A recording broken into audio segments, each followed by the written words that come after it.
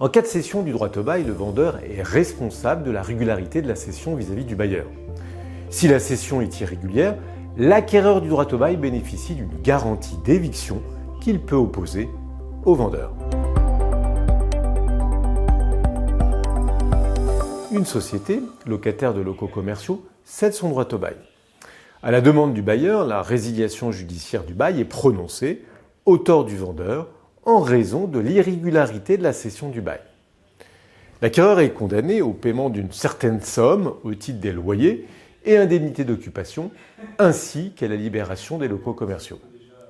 Un commandement de quitter les lieux est délivré à la demande du bailleur.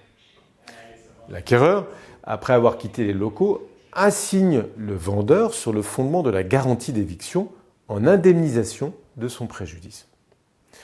En défense, le vendeur sollicite le remboursement des loyers et indemnités d'occupation pour la période pendant laquelle l'acquéreur a occupé les lieux.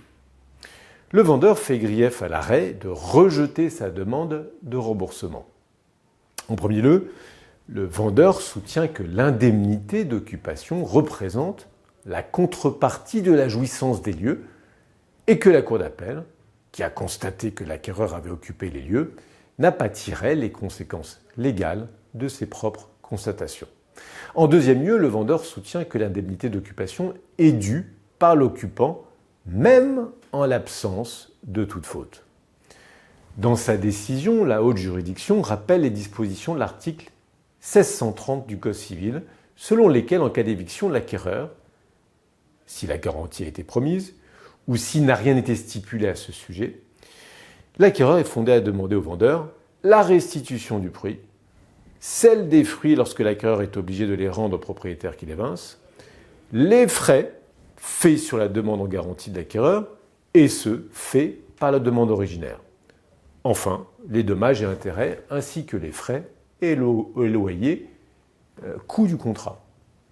Selon la Cour de cassation, il résulte de ces dispositions que le vendeur, lorsque le bailleur dénie la qualité de locataire à l'acquéreur en raison de l'inopposabilité de la cession, ne peut pas obtenir de l'acquéreur évincé le remboursement des loyers et indemnités d'occupation qu'il a payées pour la période où l'acquéreur a occupé les lieux.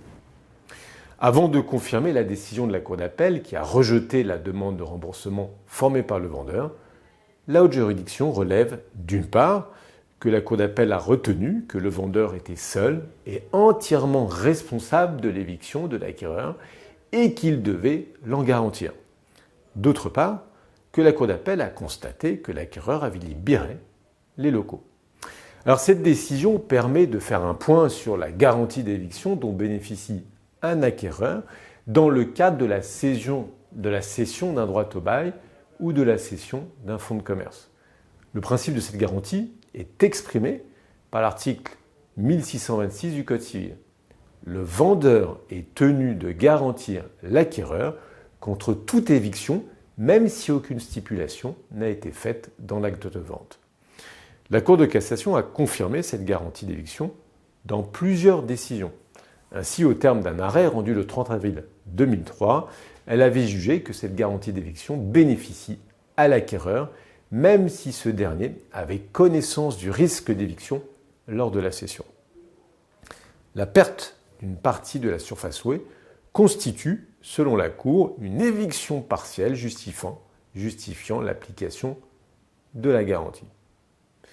Et la Cour de cassation a également jugé que la cession d'un droit au bail qui, au lieu de conférer au cessionnaire des droits attachés à un bail commercial, ne lui donne que le bénéfice d'un sous-bail, sans droit au renouvellement, ouvre droit à la garantie d'éviction du cédant.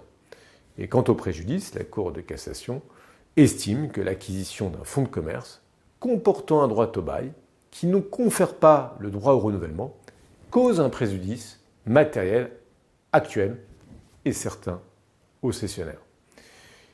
Il résulte de ce qui précède que les preneurs doivent faire appel à un professionnel du droit pour rédiger ou auditer les baux, ainsi que les actes de cession de fonds de commerce ou de droit au bail, ceci pour prévenir toute difficulté ou litige quant à la mise en jeu de la garantie d'éviction.